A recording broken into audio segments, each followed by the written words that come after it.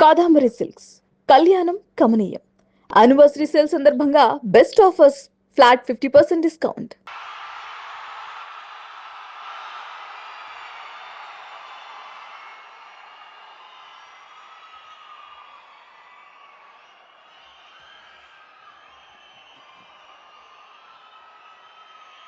నా గుండెలో ఎప్పుడు ఉండే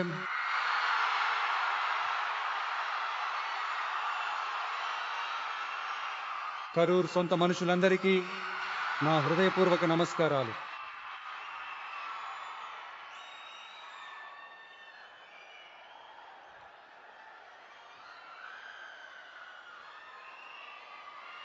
ఒక మనిషి లైఫ్లో ఎంతటి ఉన్నతమైన స్థాయికి ఎదిగినా కూడా మనసు లోపల కొన్ని బాధలు, గాయాలు అనేవి అస్సలు మర్చిపోలేం కదా. అందరి లైఫ్లోనూ అంతే, నా విషయంలోనూ అంతే. ఎన్నో బాధలు, గాయాలు, వాటన్నింటినీ దాటుకుని ముందుకు వచ్చాం. కానీ వాటన్నింటికంటే చాలా ఎక్కువ బాధను, గాయాన్ని మిగిల్చింది మాత్రం ఆ కరూరు సంఘటనే.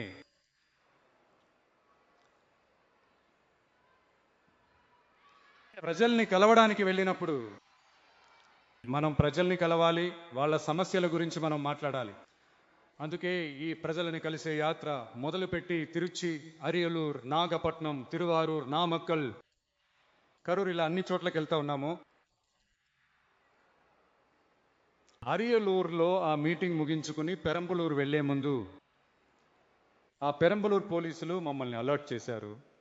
అక్కడ జనం చాలా ఎక్కువగా ఉన్నారని, చాలా టైం అయిపోయింది, ఇప్పుడు రావద్దు అని చెప్పారు. సో మాకు వేరే దారి లేదు, పోలీసులు చెప్తే మనం వినాలి కదా. అదే టైంలో పెరంబలూరు ప్రజల సేఫ్టీని కూడా దృష్టిలో పెట్టుకుని మనసులో చాలా బాధ ఉన్నా వెనక్కి వెళ్ళిపోయాము. ఆ తర్వాత పెరంబలూరు నియోజకవర్గ ప్రజలకు క్షమాపణ కూడా చెప్పాము. అలాగే నామక్కల్లో ఆ మీటింగ్ ముగించుకుని కరూరు వచ్చేటప్పుడు ఆ కరూరు పోలీసులు మమ్మల్ని అలర్ట్ చేసి ఉండొచ్చు కదా.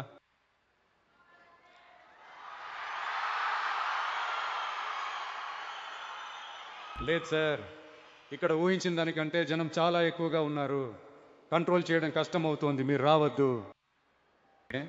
ఏదైనా తప్పు జరుగుతోందని పోలీసులకు అనిపిస్తే చాలు, వాళ్ళు ఆ మీటింగ్ రద్దు చేయగలరు.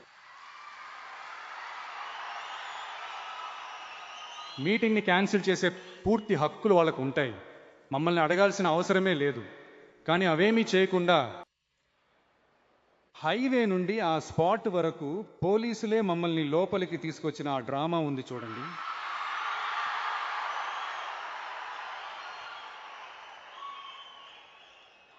నేను దాన్ని పూర్తిగా నమ్మేశాను.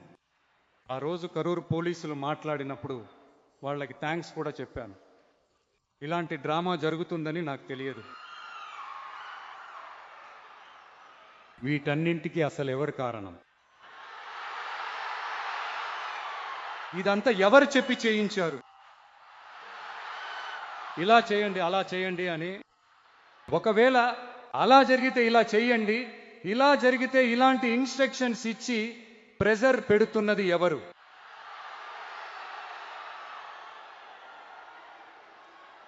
ఆ సంఘటనలో మనం ఎవరెవరిని కోల్పోయామో మీకు తెలుసా? టీవీలో నా ఫోటో కానీ పాట కానీ వస్తే అమ్మ విజయ్ మామ అని పిలిచేవాళ్ళు. వాళ్ళ అమ్మతో నవ్వుతూ చెబుతూ ఆ టీవీ స్క్రీన్ను పట్టుకుని ముద్దు పెట్టుకున్నాడు. అయ్యా, మా అక్క చెల్లెళ్ళ బంగారు తండ్రులను కోల్పోయాము. మాటలు కూడా సరిగ్గా రాని వయసులో ఒక పేపర్ మ్యాగజైన్లో నా ఫోటో చూస్తే ఆ అమాయకపు నవ్వుతో నవ్వుతూ ఆ దేవుడి లాంటి పసిపిల్లల్ని కోల్పోయామయ్యా. నా అక్క, చెల్లెలు, అన్న, తమ్ముడు ఇలా నా కుటుంబ సభ్యుల్ని కోల్పోయి ఆ బాధలో ఉన్న నన్ను మీరు హేళనగా మాట్లాడుతున్నారా?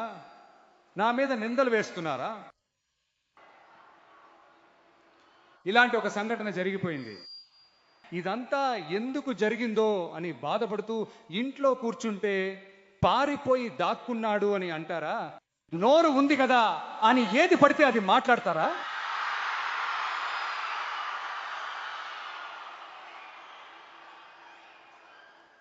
మిమ్మల్ని అడుగుతున్నా, ఆ రోజు అంతమంది జనం ఉన్నారు కదా. అదేవిధంగా ఈ ఎల్ఎన్టీ సంస్థతో 18,600 కోట్లతో 3 ప్రాజెక్టుల కోసం ఆ ఒప్పందం పైన సంతకం చేశాము. దీనివల్ల దాదాపు 8,200 మందికి ఉద్యోగ అవకాశాలు వస్తాయి. నేను చెప్తున్నది ఆ 3 జిల్లాల వాళ్ళకే ఇన్ని ఉద్యోగాలు వస్తాయని. కురువై సాగు కోసం 134 కోట్లతో ఆ ప్రత్యేక ప్యాకేజీ పథకాన్ని ప్రకటించాము. మన రైతు సోదరులారా, మీకు నేను ఇప్పుడే చెప్తున్నాను, ఈ ప్రభుత్వం ఎప్పుడూ మీకు తోడుగానే ఉంటుంది. మహిళల రక్షణ కోసం సింగపెన్ స్పెషల్ ఫోర్స్ గురించి మీకు ముందే బాగా తెలుసు. రాబోయే అరిజ్ఞర్ అన్నగారి పుట్టినరోజున మీ అన్న ప్రభుత్వంలో మేనమామ బంగారు ఉంగరం పథకం ప్రకటిస్తాము.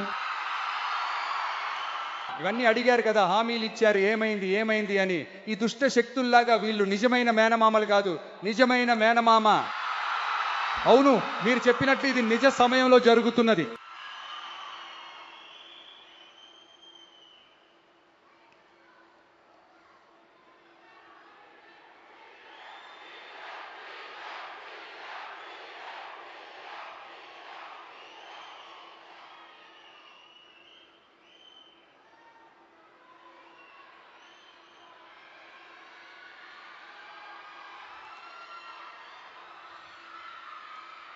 ఆ దుష్ట శక్తి గురించి,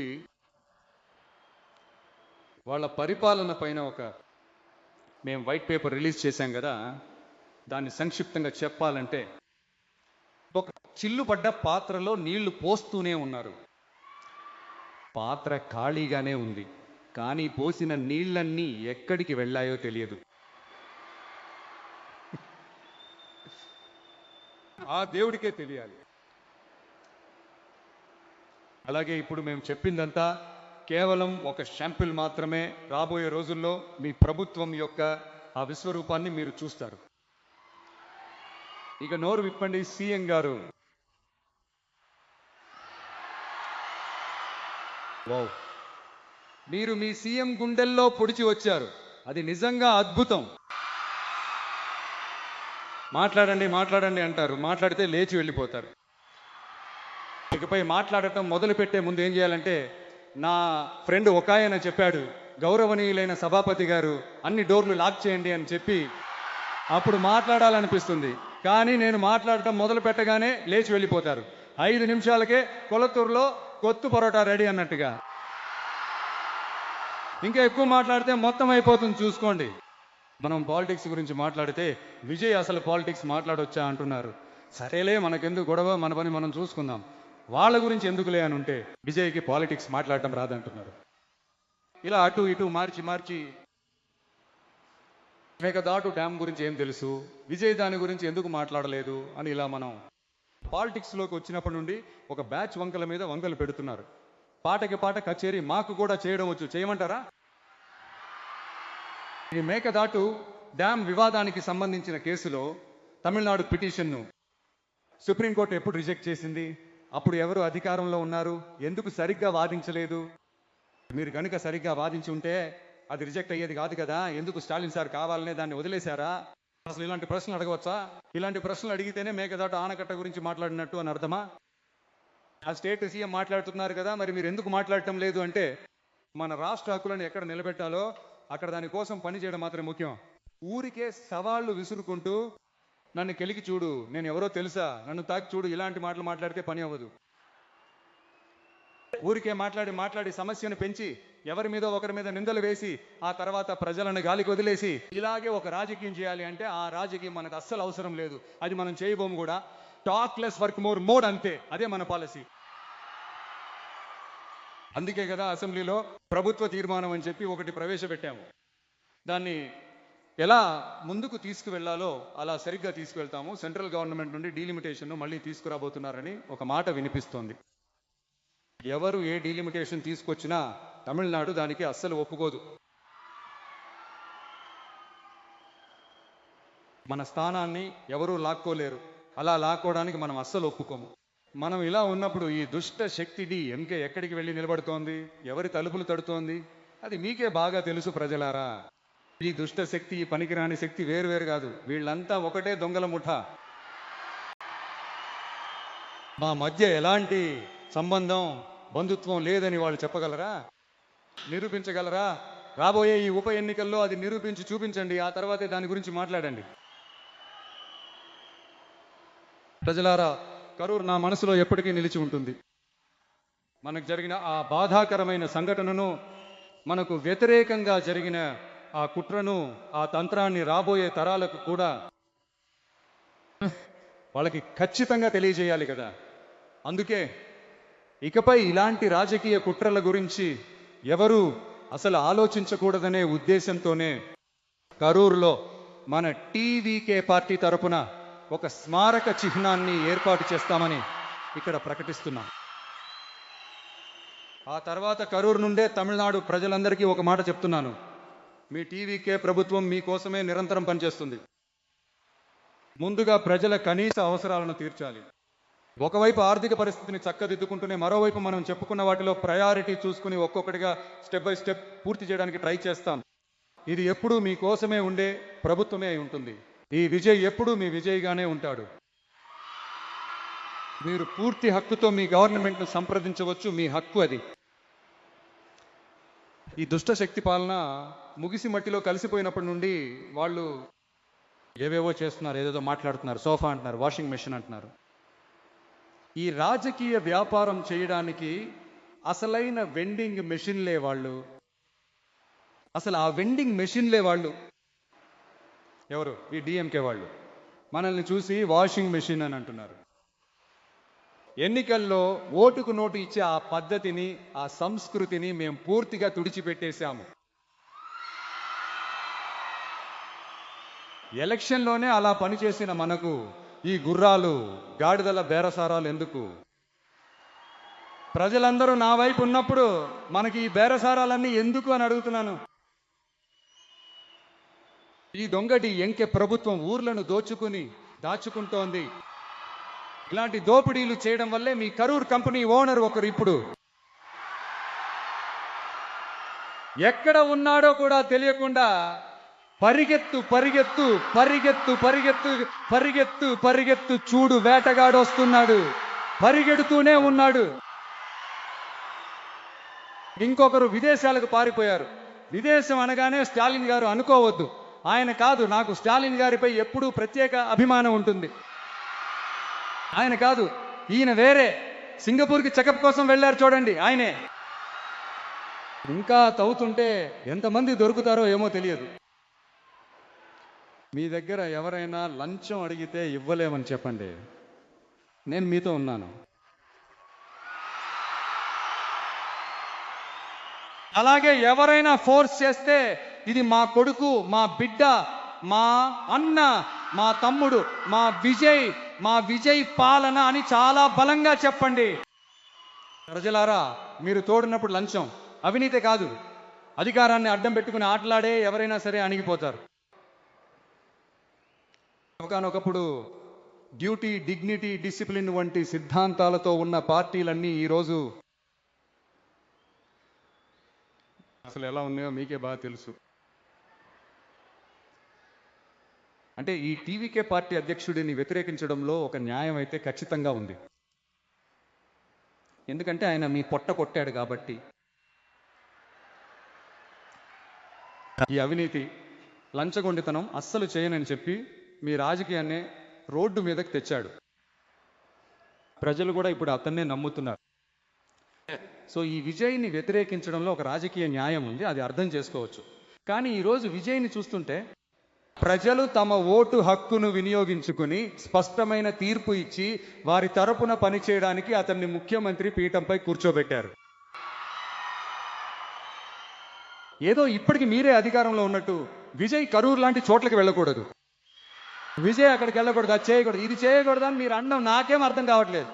మీరు అధికారంలో ఉన్నప్పుడు స్టాలిన్ గారు పెట్టిన ఎన్నో నిబంధనలు, ప్రొసీజర్లు ఉన్నాయి. ఇప్పుడు కూడా అదే పునరావృతం అయితే ఏం న్యాయం సార్? కాదు. నేను తెలియక అడుగుతున్నాను, ఇంకా కలల్లోనే ఉన్నారా? ముందు నిద్ర లేచి రియాలిటీలోకి రండి. మీ పాలన పోయి టీవీకే పాలన వచ్చి చాలా రోజులైంది. సరిగ్గా చదువుకో సరిగ్గా చదువుకో అంటూ సుప్రీం కోర్టు నెత్తిన గట్టిగా మొట్టికాయలు వేసి మరీ చెప్పినా కూడా, సుత్తితో కొట్టినట్టు చెప్పినా డిఎంకే మేల్కోకపోతే అది కష్టమే అనిపిస్తుంది. రాజకీయాల్లో గెలుపోవటములు అనేవి చాలా సహజం సార్. దానికోసం ఇలా పదవి పిచ్చితో కొట్టుకోవాల్సిన అవసరం అస్సలు లేదు. మంచిగానే చెప్తున్నాను, న్యాయమైన రాజకీయం చేయండి. ఓ అది మీకు తెలియదు కదా.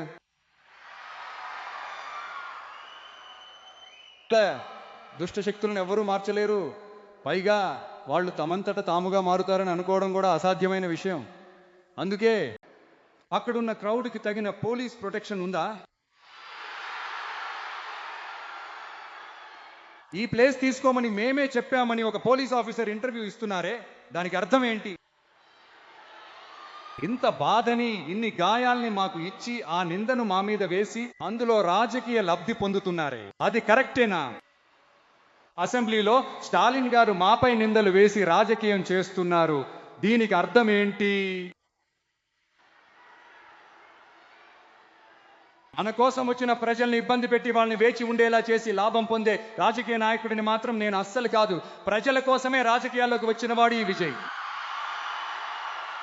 నాకు అన్ని ఇచ్చిన నా ప్రజల కోసం నాకున్న అన్నింటినీ వదిలేసి కేవలం ప్రజల కోసమే రాజకీయాల్లోకి వచ్చిన వాడు ఈ విజయ్. వాళ్ళకి నా కృతజ్ఞతను తీర్చుకోవడానికే రాజకీయాల్లోకి వచ్చిన వాడు ఈ విజయ్. మీకు ఈ విజయ్ గురించి ఇప్పటికే బాగా తెలుసు కదా. కానీ మనందరికీ ఇన్ని బాధలు గాయాలు ఇచ్చిన వాళ్ళకి ఈ 2026 ఎన్నికల్లో గట్టి బుద్ధి చెప్పారు. కానీ అది మాత్రమే సరిపోదు ప్రజలారా, అది మాత్రమే సరిపోదు. ఎప్పటికీ మళ్ళీ వాళ్ళు కోలుకోలేనంతగా ఒక శాశ్వతమైన బుద్ధిని మీరు వాళ్ళకి ఎప్పుడూ చెప్తూనే ఉండాలి.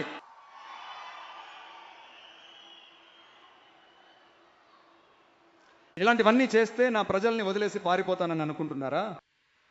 ఎవరు వెళ్ళినా నేను నా ప్రజలను వదలను. ఆ రోజు చెప్పాను, ఈ రోజు చెప్తున్నాను, రేపు కూడా చెప్తాను. దిల్లు ఉన్నోడిలా చెప్తాను, గెత్తుగా చెప్తాను. డబ్బులా జనాలా అని అడిగితే నాకు నా ప్రజలే ముఖ్యం.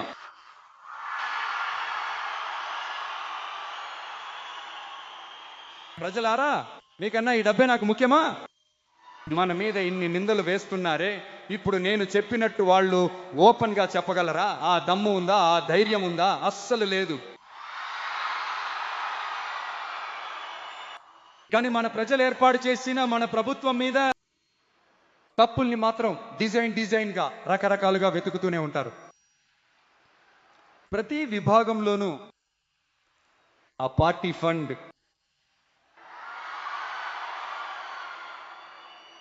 ఆ పార్టీ నిధి పేరుతో చేసే దోపిడీ అంతా ఈ దుష్ట శక్తులైనా సరే, పనికిరాని శక్తులైనా సరే, వీళ్ళిద్దరూ ఒకరి తర్వాత ఒకరు మార్చి ఇదే పని చేస్తూనే ఉన్నారు. దీంట్లో ఒక హైలైట్ కామెడీ ఏంటంటే, నేను అసెంబ్లీలో మాట్లాడేటప్పుడు కేవలం పార్టీ ఫండ్ అని మాత్రమే చెప్పాను. అది ఏ పార్టీ, ఏ ఫండ్, ఎవరు, పేరు ఏంటి అని ఏమీ చెప్పలేదు. పార్టీ ఫండ్ అని అనగానే వాళ్ళు ఎలా పారిపోయారో చూడాలి. అది అసలైన కామెడీ. అసలు వీళ్ళు ఎందుకు పారిపోతున్నారో నాకే మొదట అర్థం కాలేదు. తప్పు చేసిన వాళ్ళకి భయం ఉంటుంది అంటారు కదా, అదే ఇది. ఎలా ఉందంటే, మా నాన్న బీరువాలో లేడు, మా నాన్న అస్సలు బీరువాలో లేడు అని వాళ్ళంతటా వాళ్ళే చెప్పినట్టు ఉంది. అయ్యో ఎందుకు అడుగుతారు? వీళ్ళతో మామూలు కామెడీగా లేదు, నిజంగా చాలా ఫన్నీగా ఉంది, చాలా కూతిది. చెన్నైలో ఒక బ్రిడ్జ్ కట్టడం కోసం సాధారణంగా అయ్యే ఖర్చు కంటే చాలా ఎక్కువ ఖర్చుతో దాదాపు డబుల్ అమౌంట్తో ఒక టెండర్ వదిలారు. వాటన్నింటినీ ఇప్పుడు లోతుగా తవ్వి తీసి వాటన్నింటినీ ఇప్పుడు కనిపెట్టి క్యాన్సిల్ చేశాము.